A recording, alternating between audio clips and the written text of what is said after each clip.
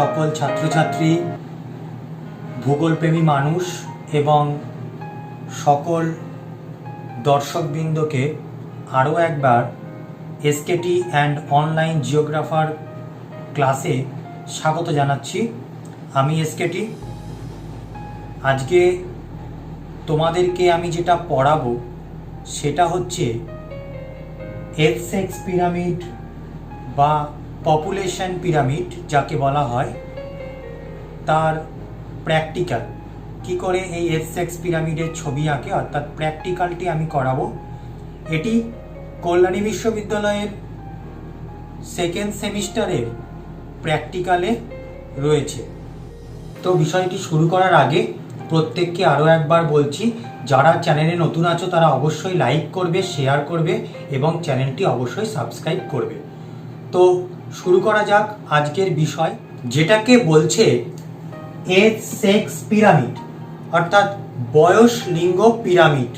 এর আরেকটি নাম আছে যাকে বলা হচ্ছে পপুলেশন পিরামিড অর্থাৎ জনসংখ্যার পিরামিড। তো এর থিওরিটিক্যাল পার্টে আমি বেশি যাচ্ছি না, কারণ যেহেতু আজকের বিষয় আমার প্র্যাকটিক্যাল, তাই ভিডিওটি অনেক লম্বা হয়ে যাবে। তাই আমি একটু ইন্ট্রোডাকশন পার্ট করে তোমাদেরকে প্র্যাকটিক্যালের বিষয়ে প্রবেশ করাবো। তো ফার্স্টে আমি যেটা করাবো ডেফিনেশন, অর্থাৎ এই বয়স লিঙ্গ পিরামিড কাকে বলে। যে লেখচিত্রের সাহায্যে আমরা কি করি, জনসংখ্যার গতি প্রকৃতি, নারী ও পুরুষ জনসংখ্যার পরিমাণ, নারী ও পুরুষ জনসংখ্যার অনুপাত, জন্মহার, মৃত্যুহার, পরিব্রাজন, এতগুলো সম্পর্কে জানতে পারি, তাকেই আমরা বয়স লিঙ্গ পিরামিড বলবো। ঠিক আছে? আচ্ছা, এই বয়স লিঙ্গ পিরামিডের সিগনিফিকেন্স বা ইম্পর্টেন্স বা গুরুত্ব কোথায় আছে না, এই পিরামিডের সাহায্যে আমরা কোনো একটা অঞ্চল বা কোনো একটা দেশের জন্মহার জানতে পারবো, মৃত্যুহার জানতে পারবো, জনসংখ্যার গতি প্রকৃতি জানতে পারবো।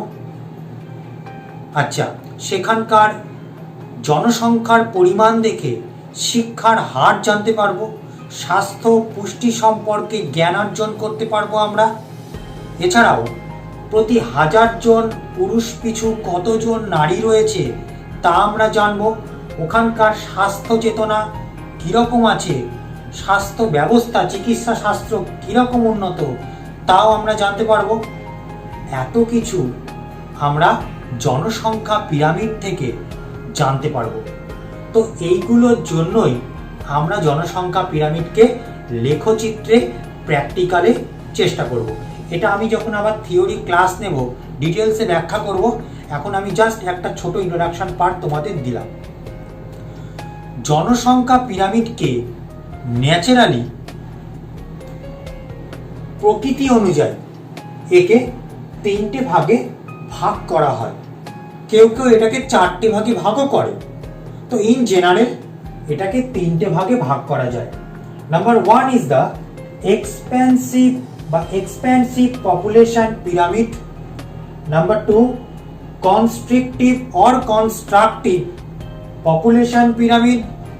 Number 3 stationary population pyramid.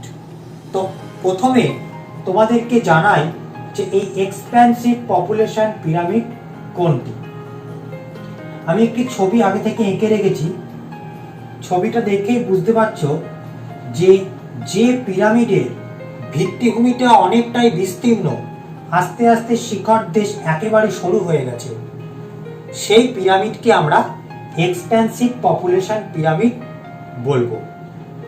এই পপুলেশন পিরামিড থেকে বুঝতে পারছো যে এই সমস্ত পিরামিডের ক্ষেত্রে জন্মহার অত্যধিক, মৃত্যুহারও তেমন বেশি। জন্মহার বেশি বলে এটি প্রশস্ত হয়েছে, মৃত্যুহারও বেশি বলে এটি সংকীর্ণ হয়ে গেছে। অর্থাৎ 15 বছরের নিচেকে বলা হচ্ছে প্রি রিপ্রোডাক্টিভ স্টেজ, 15 থেকে 65কে বলা হচ্ছে রিপ্রোডাক্টিভ স্টেজ এবং greater than 65 post reproductive stage, অর্থাৎ এখানে মৃত্যু হারও কিন্তু যথেষ্ট বৃদ্ধি পেয়েছে। এই জায়গাগুলোতে মানুষ জনসংখ্যা বৃদ্ধিকে একটি ভুল জ্ঞান হিসেবে ধরে নিয়েছে, অর্থাৎ জনসংখ্যা বাড়লেই আর্থিক সুযোগ সুবিধা আসবে, এরকম একটা ধারণা এদের মধ্যে রয়ে গেছে। ধরো একটা বাড়িতে একটা হাঁড়িতে ভাত বসেছে, সেখানে 3 জন ভাত খাচ্ছে আর 5 জন কষ্টসিষ্ট করে ওই একই হাঁড়ি থেকে ভাত করা যাবে, কিন্তু তাদের মধ্যে ধারণা আছে যে ওই 5টি ব্যক্তি যদি ইনকাম করতে বেরোয় তাহলে 5 জনা 5টা ভিন্ন ইনকাম করে বাড়িতে নিয়ে আসবে, কিন্তু হাঁড়ি বসবে একটাই। এইরকম একটি ভ্রান্ত ধারণায় বিশ্বাস করে যাদের শিক্ষার অভাব রয়েছে তারা বেশি পরিমাণ জনসংখ্যা বিস্তারে আগ্রহী প্রকাশ করে এবং তাদের কিন্তু প্রত্যাশিত আয়ুষ্কাল অনেক কম, মারা গেছে। এই জন্য এখানকার জনসংখ্যা অনেক কমে গেছে। তৃতীয় বিশ্বের দেশগুলিতে ভারতের মতো দেশে এই রকম অর্থাৎ এক্সপ্যান্সিভ পপুলেশন পিরামিড লক্ষ্য করা যায়। Next, constrictive or constructive population pyramid. যে জনসংখ্যার পিরামিডে জন্মহার যেমন কম মৃত্যুহার তেমনই কম, অর্থাৎ জন্মহার এবং মৃত্যুহারের মধ্যে একটি ভারসাম্যতা রয়েছে, যদিও এখানকার দেখো জন্মহার কম, মৃত্যুহার তুলনামূলক কম, অর্থাৎ এরা হচ্ছে শিক্ষিত দেশ, এদের মধ্যে শিক্ষার ছত্রছায়া বেশি প্রবেশ করেছে। এদের চিকিৎসা শাস্ত্র উন্নত, কারণ মানুষ বেঁচে আছে অনেক দিন ধরে। এদের পরিবেশের অনুকূল প্রভাব এখানটায় লক্ষ্য করা যায়। এছাড়াও এদের বিভিন্ন সুযোগ সুবিধা থাকায় এরা কিন্তু এই ধারাটাকে বজায় রেখেছে। ফার্স্ট ওয়ার্ল্ড কান্ট্রি অর্থাৎ ডেভেলপড কান্ট্রিজ অর্থাৎ ইউনাইটেড স্টেটস এই কনস্ট্রিকটিভ পপুলেশনের মধ্যে পড়বে। 3 নম্বর হচ্ছে স্টেশনারি পপুলেশন, অর্থাৎ যে সমস্ত স্থানে জনসংখ্যা জন্মহার এবং মৃত্যুহারের মধ্যে একটা স্টেবল কন্ডিশন রয়েছে, ভারসাম্যতা বজায় আছে, সেই সমস্ত স্থানে জনসংখ্যা হচ্ছে স্টেশনারি পপুলেশনের আওতায়। এটি ইউরোপিয়ান কান্ট্রি এর উদাহরণের মধ্যে পড়ে, অর্থাৎ অস্ট্রিয়া হচ্ছে এর একটি সম্মুখ দৃষ্টান্ত। অর্থাৎ আমরা যদি ওয়ার্ল্ডের ম্যাপটাকে চেষ্টা করি,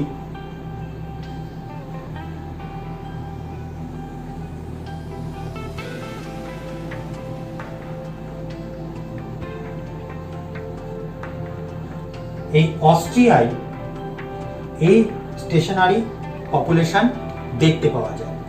তো আমার এটা কিন্তু থিওরিতে আমি বিস্তৃত আলোচনা করব। এখানে আমার আলোচনা করার একটাই উদ্দেশ্য যে প্র্যাকটিক্যালটাকে আরও মাধুর্যময়, আরও ভালোভাবে তৈরি করার ক্ষেত্রে আমি তোমাদেরকে এটা ইন্ট্রোডাকশন পার্টে বললাম যাতে তোমরা নিখুঁত প্র্যাকটিক্যাল করতে পারো।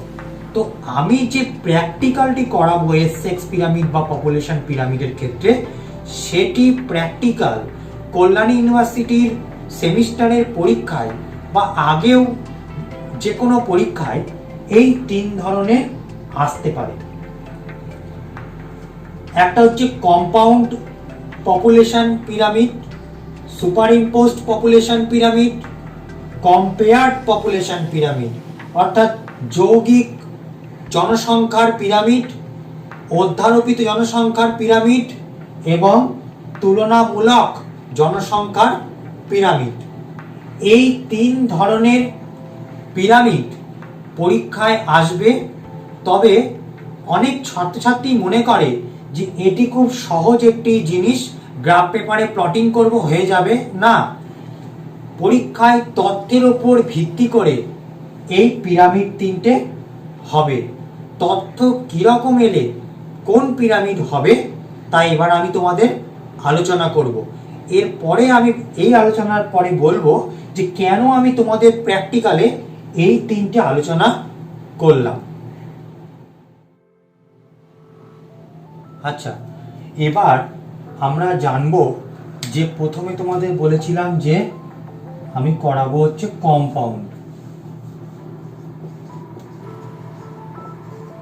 Compound H6 pyramid.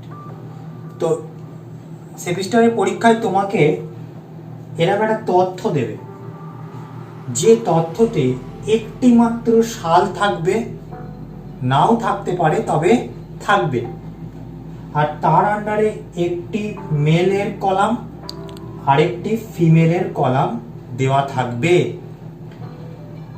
যদি একটি মাত্র মেল ইন পার্সেন্টেজের কলাম অথবা পার্সেন্টেজ ছাড়ো শুধু মেল আর ফিমেল তোমাকে দিয়েছে, একটি মেল একটি ফিমেলের কলাম, তাহলে তুমি কম্পাউন্ড H6 পিরামিড করবে। এখানে আরেকটি কলাম দেবে এজ ক্যাটেগরিজ, যেখানে তোমাকে এরকম থাকবে 0 থেকে 4, 5 থেকে 9, 10 থেকে 14, 15 থেকে 19, 20 থেকে 24, এরকম করে করে 65 প্লাস পর্যন্ত তোমাকে তথ্য দিতে পারে। তোমাদের জিনিসটা বোঝানোর জন্য আমি মাত্র 5টি কলাম 5টি রো নিয়ে অঙ্কটি দেখাচ্ছি। এটা কিন্তু 65 প্লাস পর্যন্ত দিতে পারে, যা দেবে তা দেবে। কিন্তু আমি তোমাকে বললাম কম্পাউন্ড বার গ্রাফ শুধুমাত্র একটি মেল একটি ফিমেল আর একটি এজ গ্রুপস দেওয়া থাকলেই তুমি এটি করবে। আচ্ছা, তোমাকে এরকম একটা চার্ট দিল, তা তোমাকে কোশ্চেনে দেওয়া হবে এটি এটি এটি। তুমি এখানে একটি হেডিং লিখবে, table colon calculation for compound H6 pyramid. এরপরে তুমি কোশ্চেন দেখবে, কোশ্চেনে যদি লেখা থাকে 2001 ইন্ডিয়ান পপুলেশন, তাহলে অফ ইন্ডিয়ান পপুলেশন ব্র্যাকেটে 2001, এই অ্যাডজেক্টিভগুলো তুমি কোশ্চেন দেখে দেখে অ্যাড করে নেবে। কিন্তু মেন হেডিং হবে table colon calculation for compound H6 pyramid. করার পরে তুমি একটি করে স্কেলের কলাম করবে আর একটি স্কেলের কলাম করবে, একটা মেলের স্কেল আর একটি ফিমেলের স্কেল। মনে রাখবে যে H6 পিরামিডের অঙ্কের ছবি তোমাকে কলেজ গ্রাফ পেপার দেবে। যদি তুমি চাও তুমি সাদা খাতাতেও করতে পারো, 14 সেন্টিমিটারের বেশি আঁকবে না। আঁকা যাবে না বলিনি, আঁকবে না, কারণ এর বেশি সেন্টিমিটার আঁকলে খাতায় তুমি ঠিকঠাক অ্যাডজাস্ট করতে পারবে না, তাই বলেছি। 14 কেন, তুমি যদি ফাইনাল শিট করো কাটিজ পেপারে, সেখানে 20-22 সেন্টিমিটার আঁকা যেতে পারে, কিন্তু পরীক্ষার খাতায় তুমি আঁকবে না। তাহলে আমি 14 সেন্টিমিটার যদি আঁকি, এখানে একটা এরকম স্ট্রাকচারটা হবে। এদিকে আমি মেলের কলাম বা ফিমেলের কলাম আঁকবো, এদিকে মেলের কলাম আঁকবো। আমি বলছি এখান থেকে এই পর্যন্ত 14 সেন্টিমিটারের বেশি তুমি আঁকবে না। পরীক্ষায় নিজে স্কেল ঠিক করবে, তাহলে তুমি তোমার গন্তব্যস্থলায় ছাড়িয়ে বেরিয়ে যাবে না, ঠিক আছে? আচ্ছা, তুমি দেখো এই দুটো লাইনের মধ্যে তুমি গ্যাপ দেবে 2 সেন্টিমিটারের, 2 সেমি। তাহলে আমার হাতে পড়ে থাকলো কত? 12 সেমি, যার এদিকে আমি 6 আঁকবো, ওদিকে আমি 6 সেন্টিমিটার আঁকবো। 6 আর 6 12 আর 2 14 সেন্টিমিটার। এবার আমি এই চার্টের মধ্যে দেখব সবচেয়ে বেশি মান বহন করছে কে। এটা কিন্তু আমি বারবার বলছি, চার্টটা অনেক বড়, 24 বছর বয়স পর্যন্ত মানুষ থেমে যায় না, 65 বছরও আছে, কিন্তু আমি তোমাদেরকে এই 5টা রো দিয়ে শেখাচ্ছি। আচ্ছা, সব থেকে বড় কে আছে? আমি এখান থেকে পেলাম সব থেকে বড় হচ্ছে এ, 13.98। এটা মেলের ঘরে পেয়েছি। তাহলে একে আমি 6 দেবো, ওকেও আমি 6 দেবো। পরীক্ষায় আমি এটা রাফে 6 দিয়ে ভাগ করব। 13.98 কে 6 দিয়ে ভাগ করলে 2.33 হতে পারে। অর্থাৎ তুমি 1 সেমিতে 2% পপুলেশন স্কেল নিতে পারো। আবার যেহেতু 2 অতিক্রম করে গেছে তাই তুমি 1 সেমিতে 3% পপুলেশন স্কেল নিতে পারো। এই যে ভগ্নাংশ বেরোবে পরীক্ষায়, এটা তোমার স্কেলকে নির্দেশ করে দেবে যে তুমি এই আঁকো, এই হয়ে যাবে। একটু এদিক ওদিক হতে পারে। এখানে যদি 5.33 হতো, তুমি 1 সেমিতে 5% স্কেল লিখে দাও, অঙ্ক রাইট। তুমি 1 সেন্টিমিটারে 6% স্কেল লেখো, তাও অঙ্ক হবে। যদি আমি 1 সেন্টিমিটারে 2% স্কেল নিই, তাহলে আমাকে এক একজনকে দিতে হবে 6.99 সেন্টিমিটার করে। যদি আমি 1 সেন্টিমিটারে 2 নিই, 2.33 নিলে কিন্তু 6 হবে। স্কেল ভগ্নাংশে হয় না।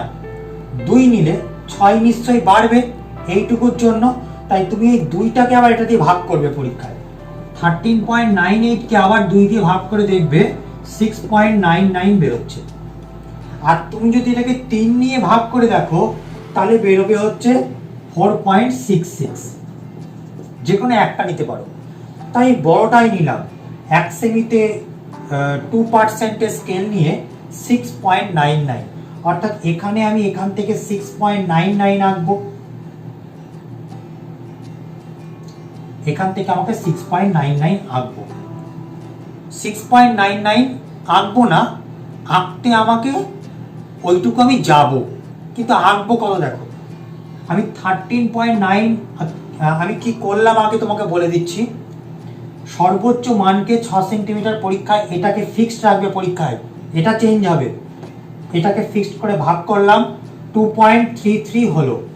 এই 2.33 কে আমি হয় 2 নেব, না হয় 3 নেব পরীক্ষায়। যদি 2 নিই, আবার এটাকে 2 দিয়ে ভাগ করে দেখবে কত আমাকে আঁকতে হচ্ছে। যদি 3 নিই, তাহলে আবার এটাকে 3 দিয়ে ভাগ করে দেখবে কত আঁকতে হচ্ছে। তো আমি 2 নেব বলে আমাকে আঁকতে হচ্ছে এইটা। বোঝা গেল? আমি যদি এটা আঁকবো, তাহলে আমি এইটা ঠিকানা লিখে দেবো 1 সেমি TO2 2%। সেম স্কেল ফিমেলেও হবে, 1 সেমি TO2 2%। এবার তোমার ফিনিশিং পয়েন্ট রেডি।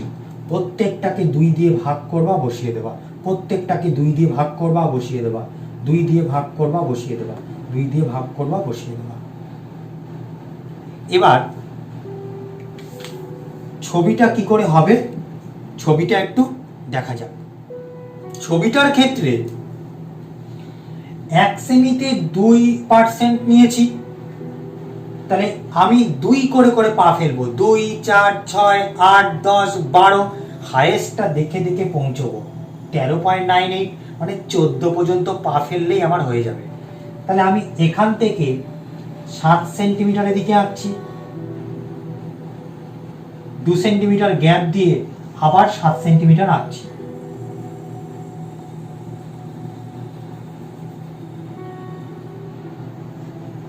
ছয় হচ্ছে একটা ইন্ডিকেটর, যেটা আমার ব্রেক পয়েন্ট, ওই পর্যন্ত আমি আঁকাটাকে দাঁড় করানোর চেষ্টা করছি। 2.33 জায়গায় আমি 2 নিয়েছিলাম বলে এটা বড় হলো। তুমি যদি বলো স্যার আমি 6-এর ওপরে যাবই না, তুমি এই 2.33 কে 3 নেবা, হয় 2 নাই 3 নিয়ে যাবে, স্কেল লিখবা, এটা কিন্তু 4.66 হয়ে যাবে। মানে তোমাকে এখানে 1 সেমিতে 3 আঁকতে হবে, মানে তোমাকে কত যেতে হবে, 3 4 12, 3 5 15, মানে 5 সেন্টিমিটার এখানে আঁকতে হবে। একে তোমাকে ভেতর ঢুকিয়ে নিতে হবে। তাহলে আমি এখানে এবার 1 সেমি করে করে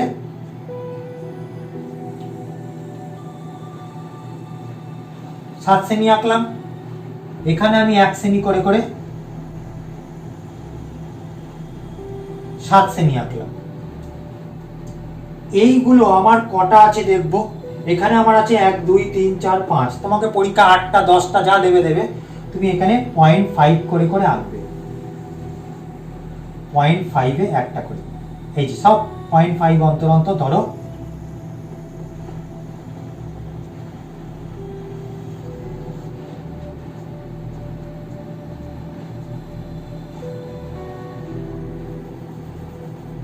এই যে আঁকলাম। এবার আমি প্রথমটা কি, 0 থেকে 4, এই বাক্সটার মধ্যে লিখবে 0 থেকে 4, 5 থেকে 9, 10 থেকে 14, 15 থেকে 19, 20 থেকে 24 লেখা হয়ে গেল। এরা কারা? এখানে যা থাকবে তাই লিখবে, এজ ক্যাটেগরিজ। এখানে লিখবে হচ্ছে এজ ক্যাটেগরিজ। এবার এখানে তুমি লিখে দেবে কি লিখেছিলে, 0, 2, 4, 6, 8, 10, 12, 14। সেম অ্যাজ এদিকে হবে 0, 2, 4, 6, 8, 10, 12, 14। এবার প্রত্যেকটা সংখ্যাকে 2 দিয়ে ভাগ করে যেটা বসবে এখানটায়, ধরো এটাকে 2 দিয়ে ভাগ করে 6.02 বেরোলো। ধরো আমার কাছে ক্যালকুলেটর এখানে নেই বলে আমি তোকে দেখাতে পারছি না, 6.02। তাহলে তুমি এখান থেকে 6.02 সেমি যাবে, 1, 2, 3, 4, 5, 6.02। এখানে যেখানে হচ্ছে এখান থেকে 0.5 তুলে জয়েন করে দেবে। পরেরটা দেখা গেল 6.05 হবে, এখান থেকে 6.05 কোথায় হচ্ছে এখান থেকে তুলে এই হয়ে যাবে। তারপর এটা দেখা গেল 6.06 হচ্ছে, এই হবে। এরকম করে করে প্রত্যেকটা এদিকে বসবে। সেম অ্যাজ এখানে যে মানগুলো বসবে 2 দিয়ে ভাগ করে, সেগুলো এখানে বসবে। দুটো ভিন্ন রং করবে। সাধারণত মেলকে রাইট সাইডে রাখা হয় আর ফিমেলকে লেফট সাইডে রাখা হয়। মতান্তরে মত পার্থক্য রয়েছে। তুমি এদিকটা মেল রাখলে, এদিকটা ফিমেল রাখলে। মেলকে ব্লু কালার দিয়ে ইন্ডিকেট করবে, এগুলো যা যা হবে সব ব্লু কালার করবে। ফিমেলকে পিঙ্ক কালার দিয়ে দেখাবে, এখানটা পিঙ্ক কালারের সমস্ত রং করে দেবে। এখানে লিখবে এটা কারা ছিল, এটা হচ্ছে মেল ইন পার্সেন্টেজ। এখানে একটা অ্যারো দিয়ে লিখবে মেল ইন পার্সেন্টেজ, এদিকে একটা অ্যারো দিয়ে লিখবে ফিমেল ইন পার্সেন্টেজ। এখানে একটা হেডিং লিখবে কম্পাউন্ড এস-সেক্স pyramid showing the distribution of Indian population ব্র্যাকেটে 2001। নিচে একটা স্কেল লিখবে, স্কেল হচ্ছে হরাইজন্টাল স্কেল। হরাইজন্টাল স্কেল 1 সেমিতে 2%, ভার্টিক্যাল স্কেল হচ্ছে 0.5 সেমি represent 1 age categories. 1 age category হবে, 1 এজ ক্যাটেগরি লিখবে। তাহলে এখানে তুমি একটা স্কেল করবে, মেল ফিমেল অবশ্যই লিখবে, এজ গ্রুপগুলোকে লিখবে, এগুলোকে সুন্দর করে কালার করবে এবং একটা হেডিং লিখবে এটুকু। এবার আমরা যেটা পড়বো সেটা হচ্ছে সুপার ইম্পোজড এস-সেক্স পিরামিড। এই সুপার ইম্পোজ এস-সেক্স পিরামিডের সাথে আগে যেটা পড়লাম কম্পাউন্ড এস-সেক্স পিরামিডের কি কি পার্থক্য আছে দেখো। ইউনিভার্সিটির পরীক্ষায় কিন্তু তোমাকে কোশ্চেন দেখে চিনতে হবে যে কোনটা করবো আমি পরীক্ষায়, কারণ তোমাকে এভাবে হুবহু উল্লেখ করে দেবে না। এখানে একটি সাল দেবে, ওখানেও একটি সাল দিয়েছিল, ওখানে মেল দিয়েছিল একটি, ফিমেল দিয়েছিল একটি। এখানে দুটো ভিন্ন বিষয় দেবে আর তাদের আবার একটি করে মেল ফিমেল থাকবে। মানে এখানে মেল ফিমেল থাকবে, দুটি মেল দুটি ফিমেল এবং দুটো ভিন্ন বিষয়ের উপর ভিত্তি করে। এটাই হচ্ছে চার্টের পার্থক্য। এক্ষেত্রে তোমাকে পরীক্ষায় এখন আমি যে কটা কলাম ফিল আপ করেছি, এই কটা কলাম তোমাকে পরীক্ষায় এই কটা কলামই আসবে। বাকি যে কটা কলাম ফিল আপ নেই, তোমাকে খালি ওটাই করতে হবে, সেটা হচ্ছে স্কেল। স্কেল কি করবে? আগের মতো একই ব্যাপার, সর্বোচ্চ মান যেটা থাকবে তাকে আমরা, সর্বোচ্চ মান এখানে 92.79, এই 92.79কে আমরা 6 দিয়ে ভাগ করব। ভাগ করলে যেটা বেরোবে সেটা হচ্ছে 15.44। আমি রাউন্ড ফিগারে ধরো এটাকে স্কেল নিলাম 15, তাহলে এখানে লিখবো 1 সেমি টু 15%। সবার একই স্কেল লিখে দেবো 1 সেমি টু 15%। এবার প্রত্যেককে আবার 15 দিয়ে ভাগ করব, এখানে বসাবো। প্রত্যেককে 15 দিয়ে ভাগ করে করে প্রত্যেককে 15 দিয়ে ভাগ করে তার নির্দিষ্ট স্কেলে আমি বসিয়ে এই চারটি ফিল আপ করবো। আঁকার ক্ষেত্রে তোমাকে আগেই বলেছি 15 করে যেতে হবে হাইয়েস্ট 92.79, 15, 30, 45, 60, 75, 90, 105, 105 পর্যন্ত নিতে হবে 92কে আনার জন্য। তাহলে 7 সেন্টিমিটার। তাহলে এদিকে 7, এদিকে 7, মাঝখানে 2 গ্যাপ, 1 সেমি করে করে ভাগ করে নেবে। এদিকেও তাই।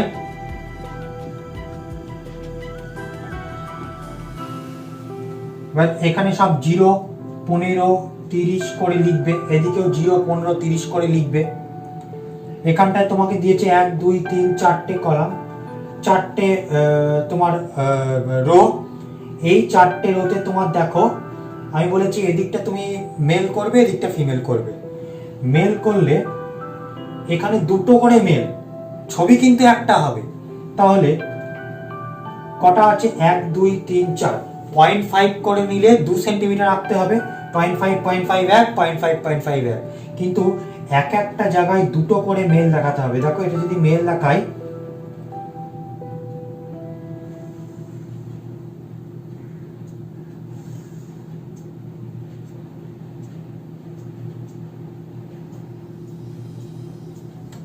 এখানে ধরো 0 থেকে 14, এটা হচ্ছে 14 থেকে 19, এটা হবে 15, 15 থেকে 19, 20 থেকে 24 আর 25 থেকে 29। এই করলে এই একটা এটাকে 15 দিয়ে ভাগ করে এখানে একটা মেল কার? রুরালের মেল। রুরালের মেলটাকে আমি যা হবে এখানে বসালাম 0.5 এর ব্যবধানে। ঠিক আছে? দেখো তখন তুমি কি করবে, এটাকে 1 সেমি করে নেবে। আগেরটা করেছিলাম এটা 0.5 এর গ্যাপে গ্যাপে। এখানে কিন্তু একটা করে রুরালের মেল বসাতে হবে, একটা করে আরবানের মেল বসাতে হবে। অর্থাৎ রুরালের মেলের জন্য 0.5, ধরো এটাকে 15 দিয়ে ভাগ করে ধরো হলো 0.4 ধরো। তাহলে এখান থেকে 0.5 এ 0.4 রাখবে। আর একটা যে 0.5 বাকি আছে 0 থেকে 14 গ্যাপে, সেটা এইটাকে 0.5 দিয়ে ভাগ, এইটাকে 15 দিয়ে ভাগ করে যেটা বেরোবে সেইটা এখানে আনবে। অর্থাৎ একটা করে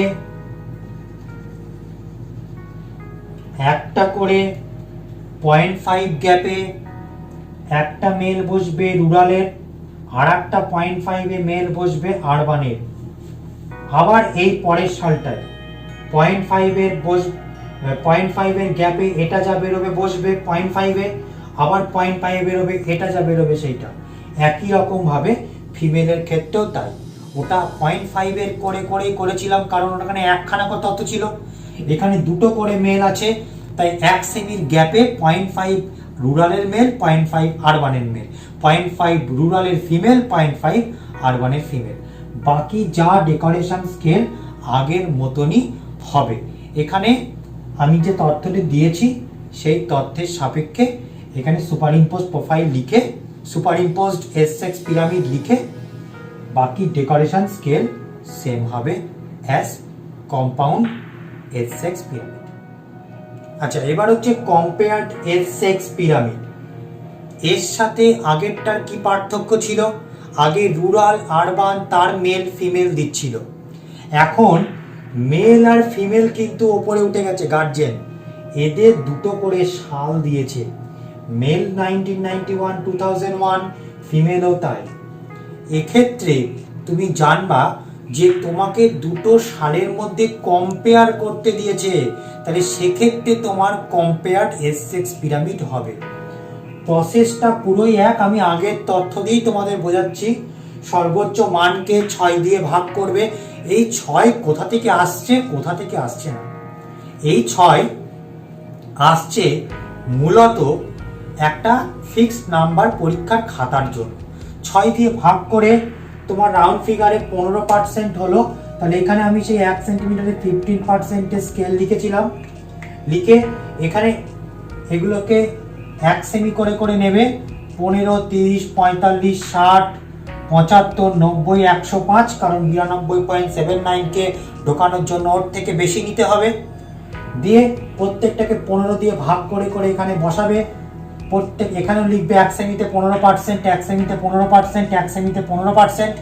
এখানটায় প্রত্যেকটা বসাবে, বসিয়ে যে যে মান হবে এগুলো কিন্তু 1 সেমির গ্যাপ। প্রথমে 0.5 নিয়ে এই 1991 জিরো থেকে 14তে যেটা বেরোচ্ছে সেটা আঁকবে। আর একটা 0.5-এ 2001-এর মেল কত বেরোচ্ছে সেটা আঁকবে।